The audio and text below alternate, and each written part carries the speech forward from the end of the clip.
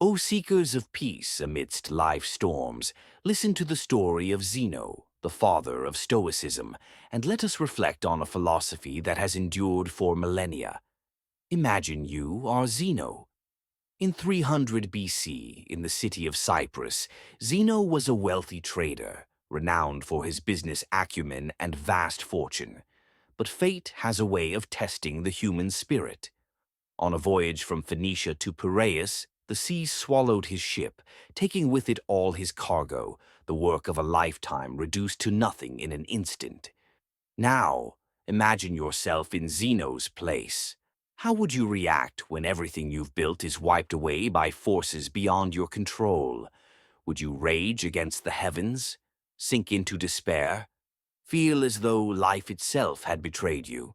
These emotions, anger, sadness, resentment, may seem natural, but for Zeno they were not an option. This is where we pause to reflect. Zeno didn't just face adversity. He uncovered a truth few of us grasp. We cannot control what happens to us, but we have absolute control over how we respond to it. Zeno didn't waste energy blaming the sea or lamenting his fate. He didn't see himself as a victim of circumstances. Instead, he accepted the unchangeable and transformed his loss into an opportunity to seek something more meaningful.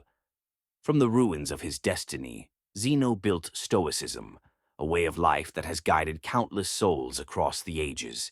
Stoicism is not merely about indifference, it's about transforming the mind. It teaches us that true peace lies not in external things, but in how we perceive and engage with them. Its essence is simple yet profound. What you can control is your mind, your actions, and your values. Everything else, wealth, fame, even health, is beyond your power. Take a moment to think about your own life. When an unexpected rainstorm catches you unprepared, do you curse the sky for not being sunny? No, because you've learned to accept rain as a natural part of life. Why then don't we apply the same principle to other adversities? If we train our minds to prepare for any outcome, even the worst, we cannot be shaken by it. Zeno left us a timeless lesson.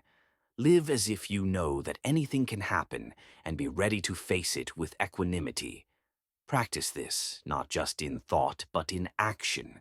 Stoics advocate for voluntary discomfort exercises, sleeping on the floor, fasting, or living with less than you need. This isn't self-punishment. It's a reminder that wealth and comfort are fleeting. True happiness lies in understanding that we can thrive without them. So, what defines a Stoic? It is the wisdom to distinguish what is within our control and what is not. It is the courage to persevere in the face of challenges. It is the temperance to be content with what we have. And above all, it is justice, treating others with compassion and doing no harm. Consider the example of Marcus Aurelius, the great Roman emperor. Despite wielding ultimate power, he never succumbed to greed or indulgence. Instead, he reminded himself daily, what is external is not mine, and what is mine cannot be taken away. We live in a world that never stops changing. Advertisements, social media, and societal pressures constantly push us to chase things we don't need. But remember, true value doesn't lie in external things. Focus on becoming the best version of yourself, not for others, but for yourself. As Epictetus said, the chief task in life is to distinguish clearly what is within your power and what is beyond it. When you master this, life becomes lighter, less burdensome, and infinitely more fulfilling. Live as a Stoic, and you will find freedom, not in possessions but in the depths of your own mind.